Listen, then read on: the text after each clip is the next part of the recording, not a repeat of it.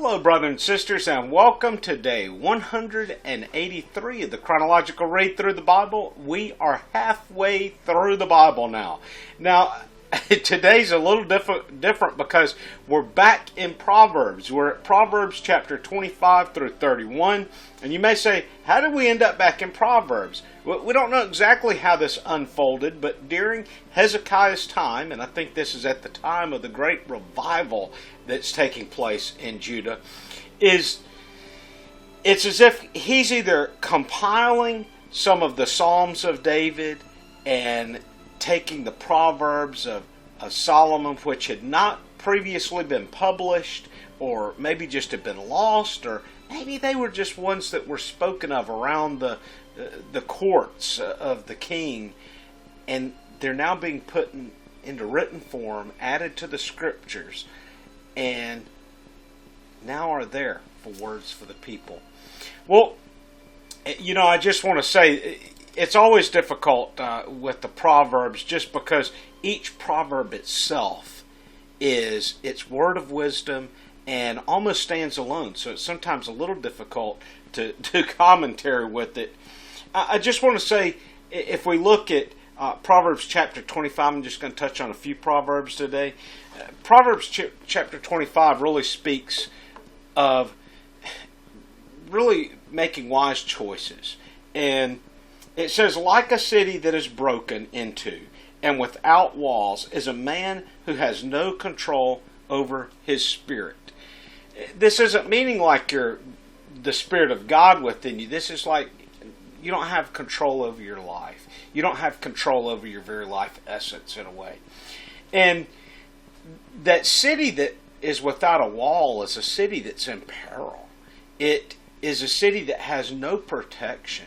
And if you don't allow the Lord to lead you, if you're not making wise choices, you're without protection. And this again is something that we are seeing more and more of in our society. Of people have gotten to the point of being used to making very foolish or unwise decisions, and it's as if it's okay, I can recover from this later.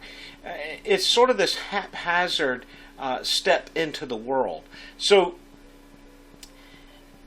don't lose control of your spirit. Let the Lord be in control. Let the Lord guide you. Look to Him for guidance in the decisions that you're making.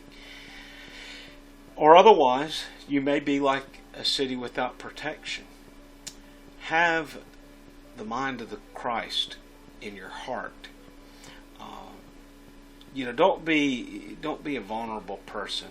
I think of the verse of Scripture which tells us to capture our thoughts. So capture the thoughts that come into your mind, but control what comes out of your heart. Because we're also given in this passage the proverb, from out of the overflow of the mouth comes the heart. What you're saying. Sometimes people will be like, oh, well, I don't know why I said that. Well, you said that because that's what was in your heart.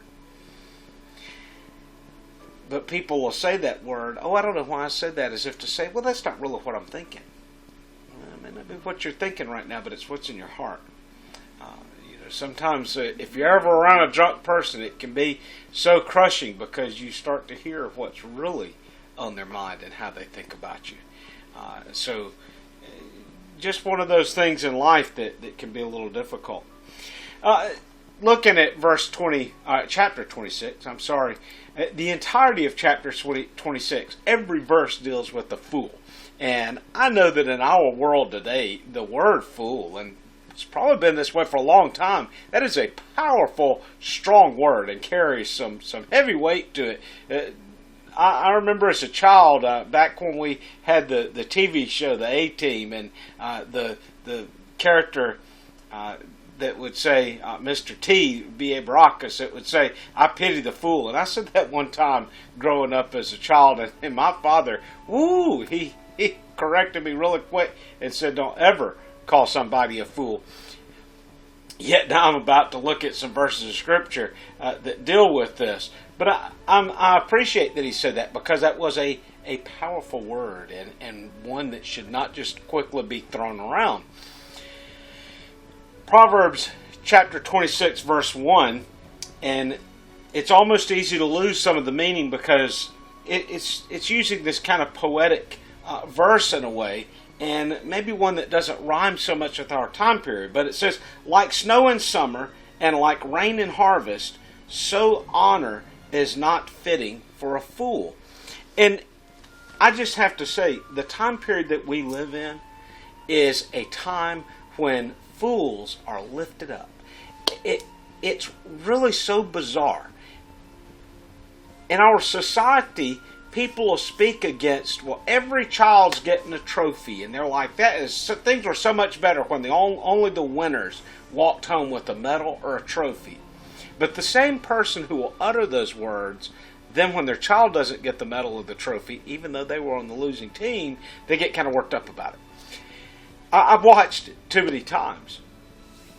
And so it's this mindset of everybody gets rewarded. Well, when you reward the fool, the righteous get stepped on. And we need to really watch this, because even though the righteous man, and when I say righteous man, people think, well, he should be perfect. The righteous man doesn't care about what's happening around him. Oh, not so. I mean, the righteous man can have his spirit crushed. The righteous man can be so ignored and so pushed down that he walks away. And I only say this because I've seen this happen quite a few times, where in order to save face, or in order to try to encourage, the fool is lifted up and praised. Their folly's not mentioned, but it's empty words. It's like, well, you were always, and people then start trying to find something positive to say about the fool. Sometimes it's better to say nothing at all. But don't lift up the fool.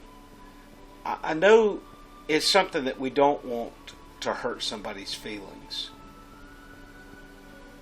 But when the child's given the trophy, there's no real incentive for the child to grow, for the child to become stronger, or for a child to perform better so they get the trophy next time.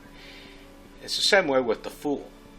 And that's why then in verse 11 we have, like a dog that returns to its vomit is a fool who repeats his folly. There again, it's where I'll watch the foolish person repeat and repeat and repeat their foolish action. That can be broken. And you may be somebody that's found yourself, maybe not a complete fool, but making some foolish decisions. In relationships, think of the person that enters into a relationship and ends up being a bad relationship. They get out of it, and then they end up right back in the same relationship but with a different person. And they do the same foolish act again, and then they get out of that relationship and they're in another relationship and the exact same thing. It's time to break that. And the way that it's broken, the way that you cease to be foolish, is to give your heart and mind to God. That is, in the end, what all of this is pointing us to. Give your heart and your mind to God. As I was reading through the Proverbs and especially seeing the foolish part, I couldn't help but think of how today so many of the little TikTok, Instagram, social media videos are some extreme, how would I say, kind of practical jokes. But they're not really that funny in a way. If you were the person who the practical joke was being played on, and that's very foolish and it's dangerous. And if you're a believer playing that level of a practical joke, I'm just going to say you're willing to risk somebody else's heart for another's laughter. Be very careful and be very cautious. That just kept coming to my mind as I was reading some of these. And as you read over Proverbs today, I hope that you'll pause and consider the guidance that it has for your life. Well, brothers and sisters, I hope and pray that everything's going well with you. And press forward. We're halfway through the reading of the Scriptures at this point. And I hope that your day's going well. God bless.